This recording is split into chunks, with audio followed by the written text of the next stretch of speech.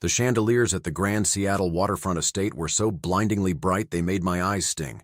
Or perhaps it was just the realization of where I was standing. I adjusted my suit jacket, a modest navy blue one I'd bought specifically for this day.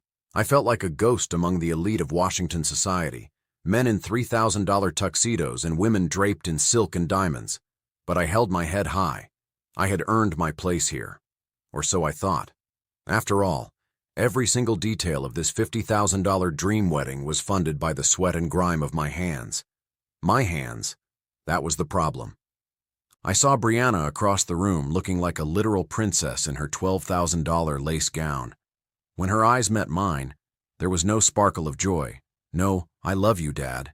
Instead, her face tightened in a look of pure panic. She hurried over, her silk train rustling against the polished marble, and grabbed my arm with a grip that was far from affectionate. She pulled me behind a massive floral arrangement of ivory orchids that cost me 3 months of mortgage payments. "Dad, what are you doing here in the foyer? The ceremony is about to start," she hissed, her voice low and sharp. "I was waiting to walk you down the aisle, sweetheart," I said, my heart sinking. She laughed, but it was a cold, jagged sound. "Walk me down the aisle? Dad, look at you. Julian's family. They are high society. His father is a corporate lawyer. They have friends here from the governor's office. And you? Your fingernails are still stained with grease from the shop. You smell like diesel and old tires. You're embarrassing me." The words hit harder than any heavy machinery I'd ever repaired. "Brianna, I worked overtime for a year to pay for this ceremony. I took a loan to make sure you had these flowers and the 5-course meal. And we're grateful, truly," she said, without a hint of gratitude. "But for the ceremony, I need you to go sit in the back row, right in the corner behind the pillars. If people ask, I'll just say you're a distant relative.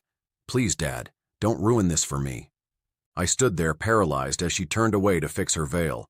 The daughter I had raised alone was asking me to be invisible at the event I had bought for her. Before we continue with the rest of this journey and how I decided to handle this betrayal, please make sure to subscribe to the channel and let us know your thoughts in the comments. I remember the grease. It was the kind of black, gritty oil that settles into the very lines of your palms and under your fingernails, a permanent souvenir of 30 years spent under the bellies of massive yellow excavators and heavy-duty trucks. People in the elite circles of Seattle saw a mechanic and thought of someone unrefined. But when I looked at my hands, I saw the tuition for Brianna's private high school. I saw the down payment for her first car. I saw every single sacrifice I made to ensure my daughter never had to know what it felt like to have less. My life wasn't always just about the shop. I had Sarah.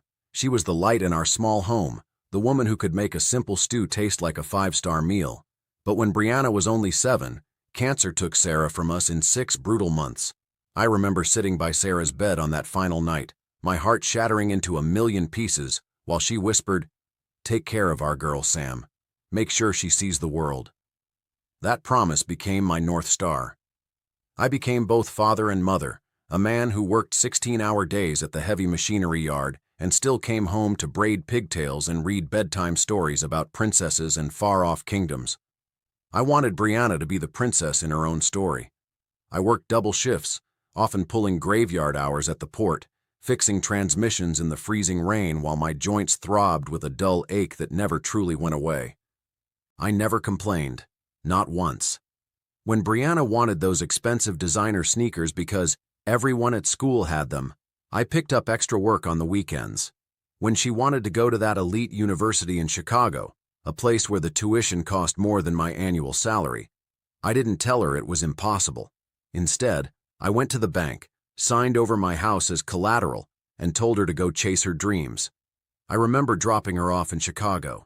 The campus was beautiful, filled with students who wore more money in jewelry than I made in a year.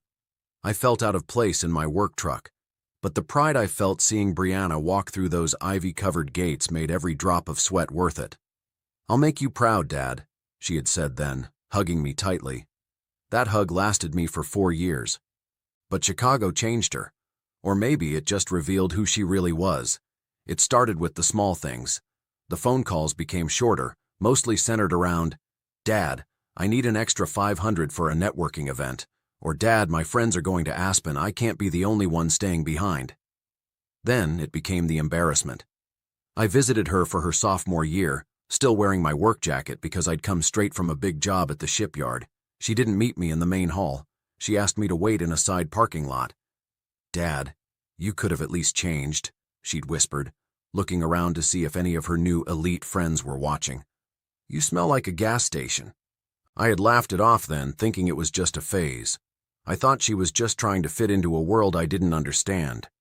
I told myself that once she matured, she'd realize that the gas station smell was what was paying for her silk dresses and her fancy dinners in downtown Chicago. I was wrong. The higher she climbed, the more she wanted to erase the ladder she used to get there. She met Julian during her senior year. Julian was old money, the kind of guy who had never seen a callus on a palm in his entire life. His family owned half the real estate in northern Illinois. When Brianna brought him to Seattle to meet me, she spent 3 hours prepping me. "Don't talk too much about the shop, Dad. Tell them you're an engineering consultant. And please, wear the suit I sent you. Julian's parents are very particular about who they associate with." I felt like a stranger in my own house. I sat there in a suit that was too tight, listening to Julian talk about his family's yacht and their summer home in the Hamptons, while my daughter nodded along, pretending she hadn't grown up in a house that smelled like motor oil and Sarah's lavender candles. The $50,000 wedding wasn't just a request, it was a demand to finalize her transformation into their world. I took out a second loan, drained the last of my retirement savings, and told myself this was the final gift for my princess. I thought if I gave her this, she'd finally be happy. And maybe, just maybe, she'd remember the man who gave it to her. Before we get to the moment where it all fell apart and how I handled this ultimate disrespect, please subscribe to our channel and let us know in the comments if you've ever dealt with an ungrateful family member. The formal introduction to Julian's family felt more like a cross-examination than a celebratory dinner. We met at an overpriced French bistro in downtown Seattle, the kind of place where the water costs more than a gallon of premium diesel, and the menus don't even bother listing prices. Julian's parents, Alistair and Vivian Whitmore, sat across from me like two porcelain statues. They didn't shake my hand. They inspected it. I had scrubbed for an hour, but the faint shadows of grease under my skin were like a neon sign telling them I didn't belong in their zip code. "So, Samuel," Alistair began, swirling a glass of red wine that probably cost as much as my first toolbox. "Brianna tells us you're in technical maintenance for the shipping industry?" "I'm a heavy machinery mechanic, Alistair," I said, keeping my voice steady. "I keep the port's cranes and excavators running. It's honest work and it pays the bills." Vivian let out a soft, airy laugh that didn't reach her eyes. "How quaint. It's so important to have people who aren't afraid to get their hands dirty. Julian's family, of course, has been in corporate law for 3 generations. We value tradition and, more importantly, the image of excellence." Brianna didn't defend me. She didn't even look at me. She just stared at her salad, nodding along as if my life's work was a minor inconvenience they all had to tolerate. That was the first time I felt the cold wind of change. My daughter wasn't just entering a new family. She was trying to bury her old one. A week later, Brianna came to my house. She didn't bring coffee or ask how my back was feeling after a long shift. She brought a silver laptop and a spreadsheet that looked like a military invasion plan. "Dad, we've finalized the vision for the wedding," she said, her eyes glowing with an intensity I hadn't seen since she was a child. "Julian's parents are inviting some very influential people, judges, CEOs, politicians. We can't look like we're struggling. We need the estate on the waterfront, the one with the private pier." I looked at the bottom line of her spreadsheet and felt the air leave my lungs. $50,000, Brianna? That's not a wedding. That's a down payment on a house. That's more than my entire retirement fund. "It's my one special day, Dad," she snapped, her voice rising. "The Whitmores are already judging me. If we don't have the ivory orchids, the 5-course seated dinner, and the designer gown from that boutique in Chicago, I'll be the laughingstock of their circle. Do you want me to start my marriage feeling ashamed?" That word, ashamed, was the hook she used to reel me in. I had spent my life making sure she never felt less than anyone else. I thought about the house, the one I had finally paid off after 20 years. I thought about the emergency savings I'd built up, dollar by dollar, shift by shift. "I'll make it happen," I whispered. The next day, I went to the bank. I drained my savings. I took out a personal loan that would take me another 5 years of overtime to pay back. While I was there, I did something I thought was a gesture of ultimate trust. I set up Brianna with authorized access to my primary account. Just for emergencies, I told the teller. In case there's a last-minute vendor issue or something she needs for the honeymoon. I thought I was being a hero. I didn't realize I was handing her the knife she would eventually use to cut me out of her life. Every time I wrote a check for $5,000 for floral design, or $8,000 for luxury catering, I told myself it was worth it. I saw the dress, a cloud of lace and silk that cost $12,000. I saw Brianna twirling in it, looking every bit the elite princess she wanted to be. She was happy, or at least, she was satisfied. But as the wedding date grew closer, her calls became shorter. She stopped asking about my work. She stopped inviting me to the planning meetings with the Whitmores. I was the silent partner, the one who provided the capital but had no seat at the board. I was paying for a dream that didn't have a place for me in it. Before we reveal the heartbreaking moment at the wedding and the shock that changed everything, please subscribe to the channel and let us know in the comments, how much is too much to spend on a child's wedding?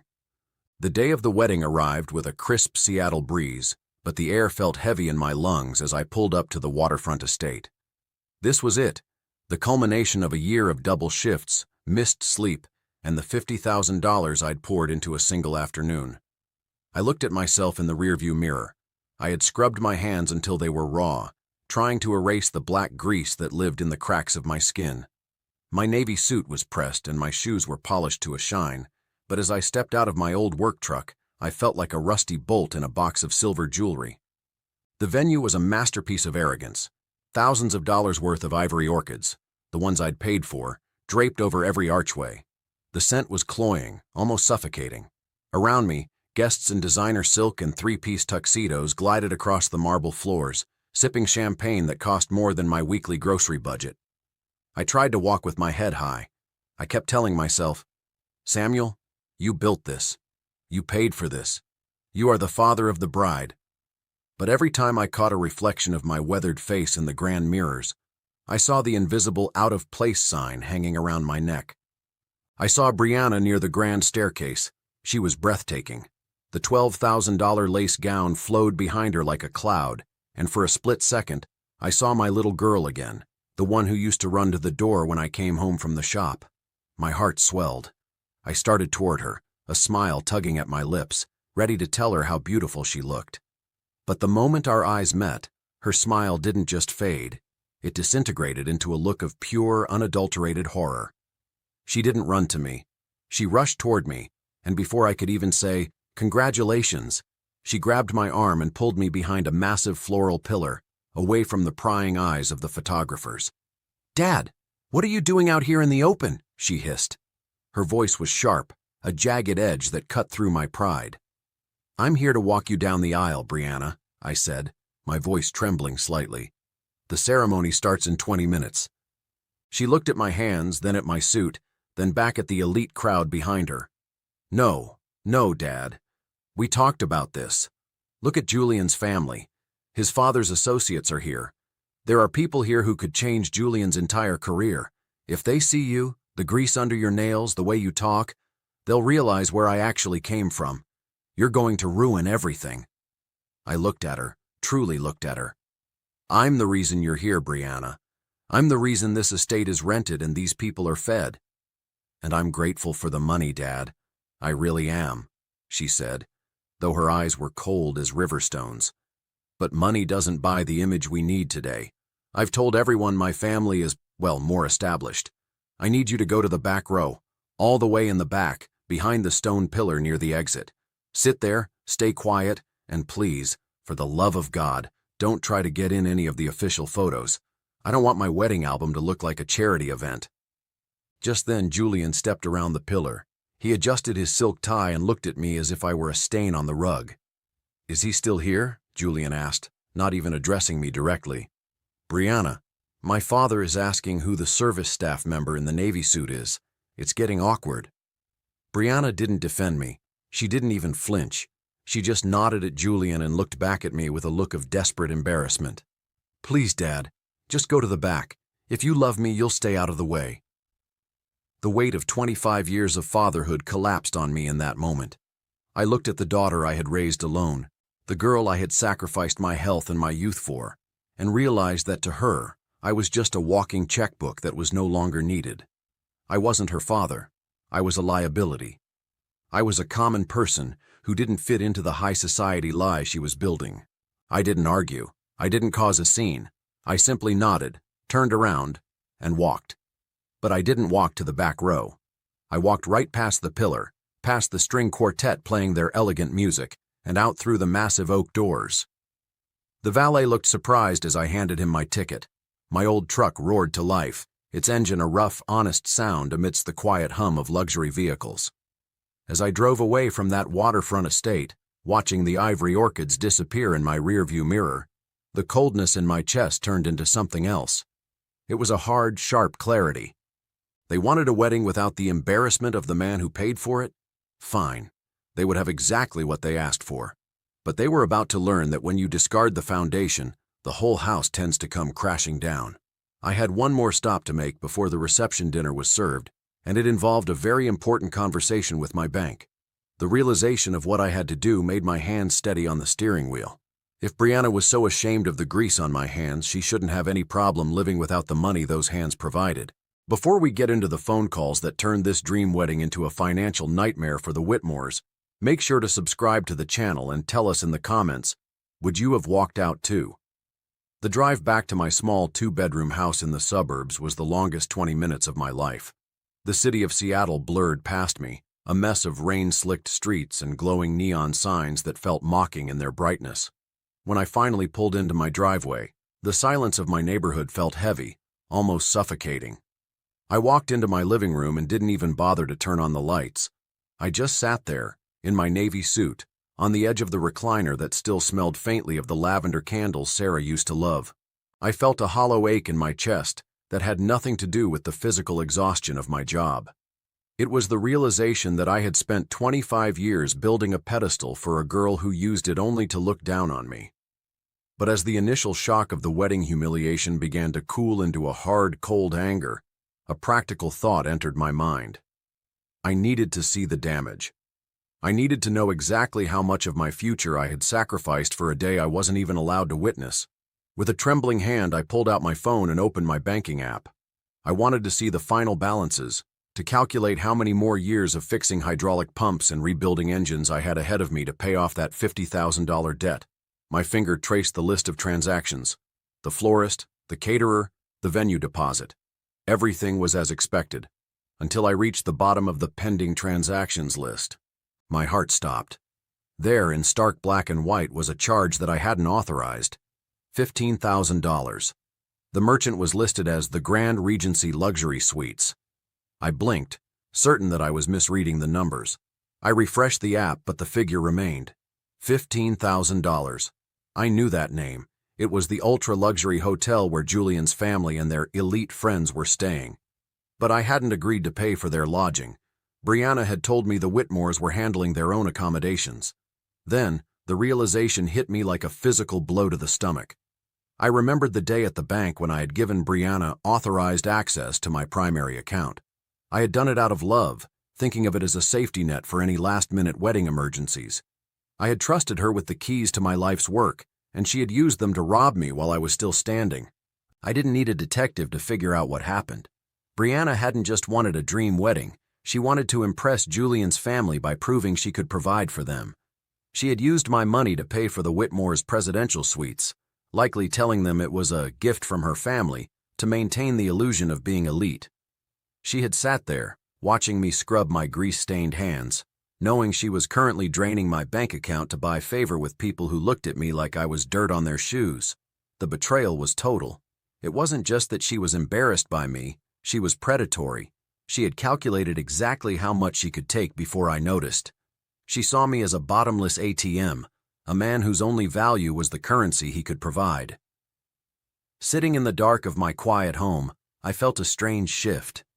The sadness evaporated. The lonely old widower persona she expected me to inhabit was gone. I looked at the authorized access setting on my phone. It was a digital tether that allowed her to bleed me dry. I thought about her at the reception right now, probably toasting with Julian, laughing about how her common father was safely tucked away in his little house while she lived her high society lie. She thought I was too slow, too tired, and too blue-collar to fight back.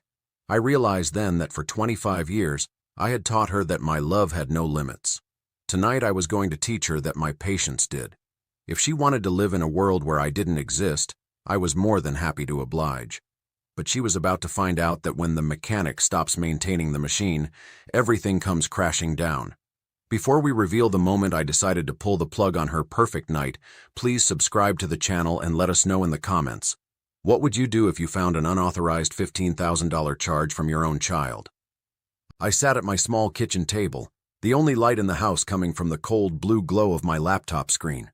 My hands, the same hands Brianna said were embarrassing, felt steady now. The initial sting of the humiliation at the waterfront estate had settled into a hard, crystalline clarity. I wasn't just a father anymore. I was a man who had spent 30 years managing complex systems and high-stakes budgets. If Brianna wanted to play in the world of the elite, she was about to learn the most fundamental rule of that world. Everything has a price, and if you don't pay it, the service stops. My finger hovered over the authorized access setting on my banking app. It was a small digital button that represented a lifetime of misplaced trust. With one firm tap, I revoked her access. The tether was cut. But that was just the beginning. I needed to address the $15,000 she had effectively stolen to buy the Whitmore's favor. I dialed the 24-hour customer service line for First National Bank. "This is Samuel Clark," I said, my voice as level as a horizon. "I need to report an unauthorized transaction of $15,000 to the Grand Regency Luxury Suites. I also need to initiate immediate stop payments on several other authorized transactions from today." The representative's voice was polite but professional. "I can help with that, Mr. Clark. I see the pending charges for the catering, the floral arrangements, and the venue rental. Are you sure you want to stop all of them?" "Completely sure," I replied. "There has been a fundamental breach of contract. I am no longer the guarantor for this event.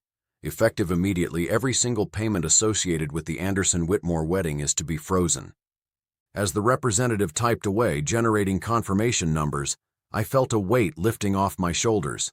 I wasn't doing this to be petty. I was doing this because respect is the currency of family, and Brianna had declared me bankrupt. By the time I hung up, the $50,000 I had poured into her dream was back under my control. But I knew how these things worked. If I waited for the banks to notify the vendors on Monday, the celebration would be over, and Brianna would have gotten exactly what she wanted at my expense.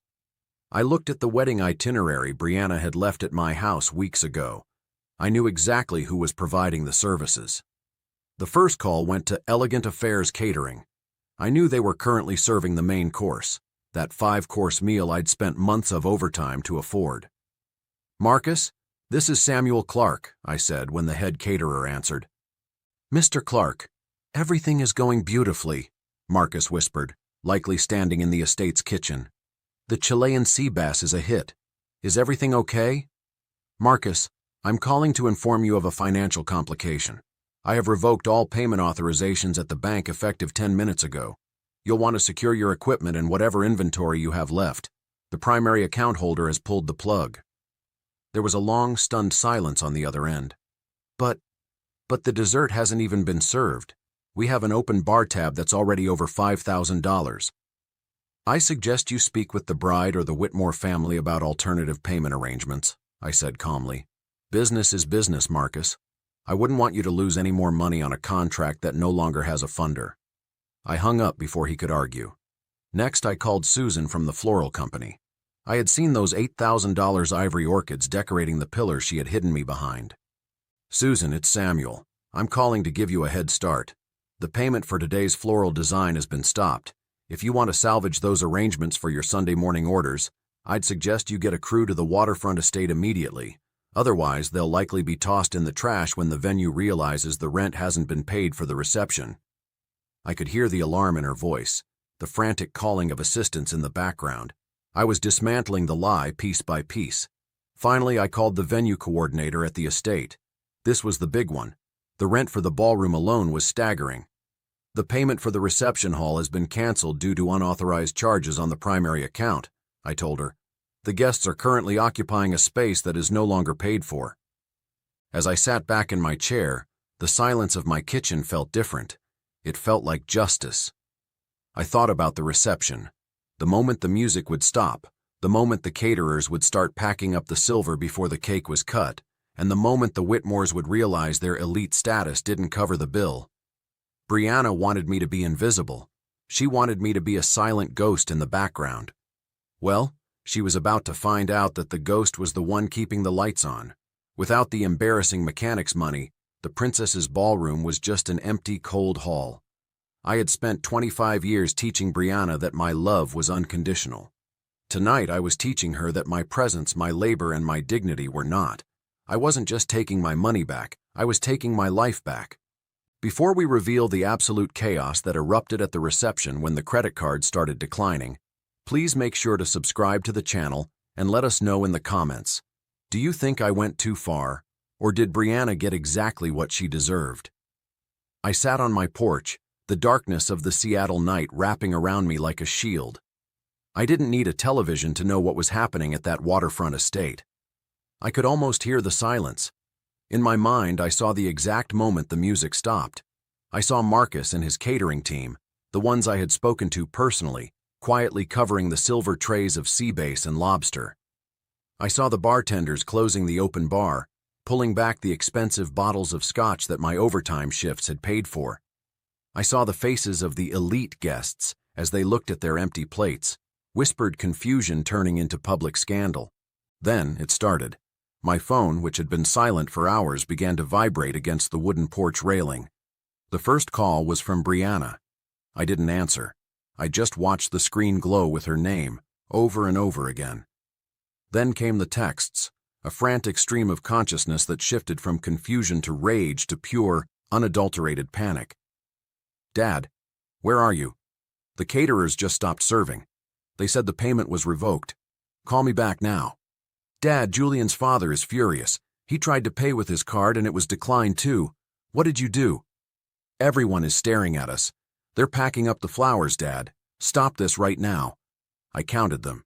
22 missed calls, a perfect symmetrical response to the 25 years I'd spent answering her every whim. I finally picked up the phone, not to call her back, but to listen to the voicemails. Her voice, usually so controlled and posh around the Whitmores, was now high-pitched and ragged. "How could you do this to me?" she screamed in the third message. "On my wedding day. Julian's mother is talking about an annulment. She says our family is fraudulent. You've ruined my life." I leaned back in my chair and took a deep breath of the cool night air. I didn't ruin her life. I simply stopped being the life support for her lie. About an hour later, the headlights of a high-end car, likely a rental or a friend's, swung into my driveway. The tires screeched against the gravel. Brianna burst out of the passenger side, her $12,000 lace gown dragging through the dirt of my front yard. The ivory silk was torn at the hem, and her makeup was smeared with tears of anger.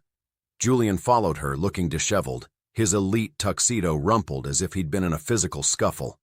"You old man," Julian shouted as he approached the porch. "Do you have any idea the embarrassment you've caused my family? My father's business partners were there. You made us look like beggars." I stood up slowly, my joints aching, but my spirit feeling lighter than it had in decades. I looked past Julian, straight at my daughter. "The embarrassment, Julian?" I asked, my voice calm. "Was it more embarrassing than being told to sit behind a stone pillar so the important people wouldn't have to see me? Was it more embarrassing than having $15,000 stolen from my account to pay for your luxury hotel suites while I was being treated like service staff?" Brianna flinched. The anger in her eyes was momentarily replaced by a flicker of guilt, but she quickly masked it. "That was for the family, Dad. I was going to explain it later. You have millions in your retirement. What's $15,000 to you?" "It's not about the money, Brianna," I said, stepping off the porch to meet her at eye level. "It's about the fact that you think my sweat and my work are good enough to fund your fantasies, but the man who does that work isn't good enough to stand beside you.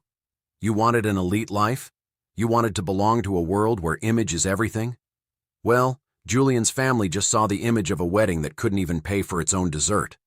"Fix it, Dad," Brianna pleaded, her voice dropping into that wheedling tone she used when she was a child. "Call the bank. Tell them it was a mistake. We can still save the honeymoon. Julian's parents. They'll forgive us if we settle the bill tonight." I looked at her, truly seeing the stranger she had become. "No. From this moment on, you are the wife of a man from an elite family. I'm just a simple mechanic with grease-stained hands. And since I'm so embarrassing, I wouldn't want to stain your new life with any more of my common money. If you are embarrassed by my work, Brianna, you no longer have the right to use the money my work provides. Go live your dream. Just make sure you pay for it yourself." I turned my back on them and walked into my house, locking the door for the last time that night. The sound of Julian's screaming and Brianna's sobbing faded into the background. For the first time in 25 years, the house was quiet, and for the first time it was mine. If you want to see how Samuel finally found peace and what happened to Brianna and Julian's elite life, make sure to subscribe to the channel and let us know in the comments, was Samuel too harsh or did they get what they deserved? 6 months have passed since the night the music died at the waterfront estate. I am standing in a large, airy garage on the outskirts of Seattle, the smell of fresh oil and polished chrome filling my lungs. This isn't just a repair shop, it's the Clark Trades Foundation. I used the $50,000 I reclaimed, plus the unauthorized $15,000 the bank successfully clawed back, to open a space where young men and women from struggling backgrounds can learn the dignity of working with their hands. Every morning I look at my hands. They are still stained, still calloused, and still embarrassing to some. But now they represent a legacy. I'm no longer fixing machines just to fund someone else's vanity. I'm building futures. I've never felt more respected than I do when these students look at my grease-stained palms as a map of success. As for Brianna, the elite life she tried to steal didn't last a week. Julian's family, obsessed with their public image, couldn't handle the scandal of a wedding that was shut down by the vendors. Julian's mother reportedly filed for an annulment on his behalf before the honeymoon bags were even unpacked. Without my bank account to support her, Brianna discovered that Julian's love was as shallow as his father's wine cellar. She called me last Tuesday from a diner in Spokane where she's now working double shifts as a waitress. Her voice was small, stripped of the arrogance that had defined her in Chicago. She didn't ask how I was, she asked for a loan to cover her rent. "Dad, I'm exhausted, my back hurts and my hands, they're starting to get rough from the cleaning chemicals. I can't live like this." I took a long breath looking at the apprentices in my shop who were working hard for every dime. "Brianna," I said firmly, "you told me that my work was embarrassing. You told me to sit in the back so the world wouldn't see where you came from. Now you're experiencing the reality of the hands you mocked. I love you, but I will not enable your entitlement again. You have the degree I paid for. Use it. Work for your life, just like I did." I hung up and blocked the number. It wasn't out of hate, but out of a final, necessary lesson. True wealth isn't found in a designer dress or an elite guest list. It's found in the integrity of your character and the respect you show to the people who built the foundation you stand on. I'm finally free. My house is quiet. My conscience is clear, and I no longer have to hide behind any pillars. If you enjoyed Samuel's journey to justice, please subscribe to the channel, hit the like button, and share this story with someone who needs to hear it. Remember, never be ashamed of the hands that feed you. Thank you for watching.